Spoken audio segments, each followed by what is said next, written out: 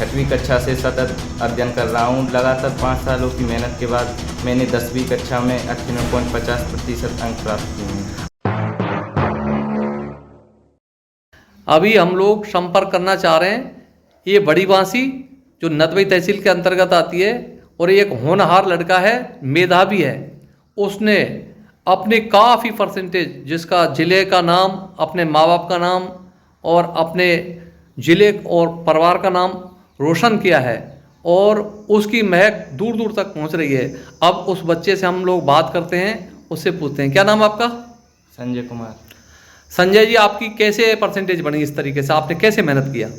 मैंने बहुत मेहनत की। मैं डेली रात को ज़्यादा पढ़ता था, सुबह में कम पढ़ता था, और रात को पढ़ने के बाद मैं स्कूल से आने के बाद मैथ का रिवीजन करता था और डेली हर सब्जेक्ट के लिए समय निकालता था, और बहुत गहनता से पढ़ाई की। और उसमें हमारे टीचर्स का बहुत बड़ा रोल रहा, क्योंकि हमारे टीचर्स ने भी बहुत ज़्यादा मेहनत की कि बच्चे आगे बढ़ जाएं, और हमारे टीचर्स को भी विश्वास था कि हम अच्छा कर लेंगे, इसलिए उन्होंने भी बहुत मेहनत करी। करीब 24 घंटे में आपने 24 घंटे में कितने घंटे पढ़ाई निकाली?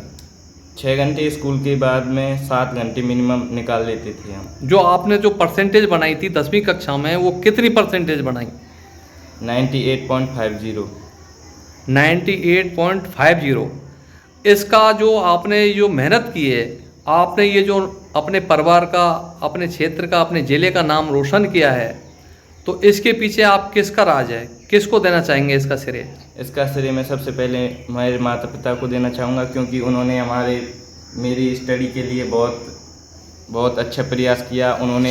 वो हमसे समय समय पर हॉस्टल में मिलने जाया करते थे। हमारे आत्मविश्वास को बढ़ाने के लिए हमें समय समय पर फ़ोन करते रहते थे, कि जिससे कि हम स्टडी पर फोकस रहें। और उसके बाद में अपना श्रेय टीचर्स को देना चाहूँगा, और टीचर्स के साथ साथ एक हमारे वार्डन सर से थे, सुनील यादव जी।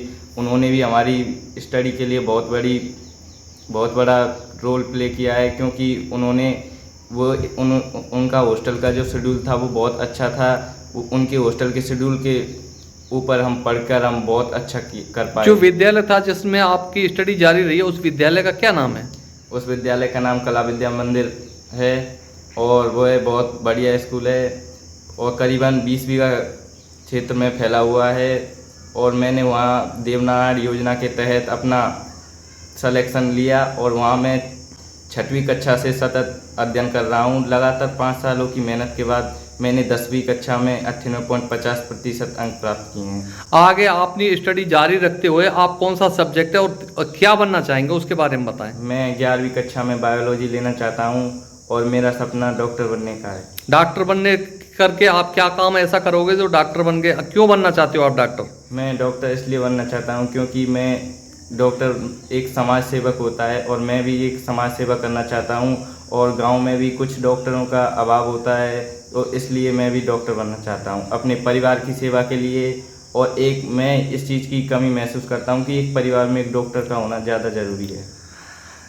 ये संजय कुमार हैं, और इनका जो सपना है ये डॉक्टर बनने का है, और दीन दुखियों की और ये ग्रामीण क्षेत्र के लोगों की पीड़ा को समझते हुए इनका सपना डॉक्टर बनने का है। इससे ही अपना समाज सेवा करना चाहते हैं। अब हम बात करते हैं इनके जो पिताजी हैं, उन्होंने इसकी जो शिक्षा के बारे में ये भी बताएंगे, और अपने रहन सहन के बारे में, अपने कल्चर के बारे में बताएंगे। आपका क्या नाम है? जी, मेरा नाम प्रेम सिंह है। आपके बेटे ने 98.5% जी मार्क्स प्राप्त किए हैं जी। इनको आपने कैसा माहौल पैदा किया? इन्होंने इस तरीके से जो परसेंटेज बनाई है, आपका नाम, परिवार का नाम, ज़िले का नाम रोशन किया है, उसके बारे में बताएं।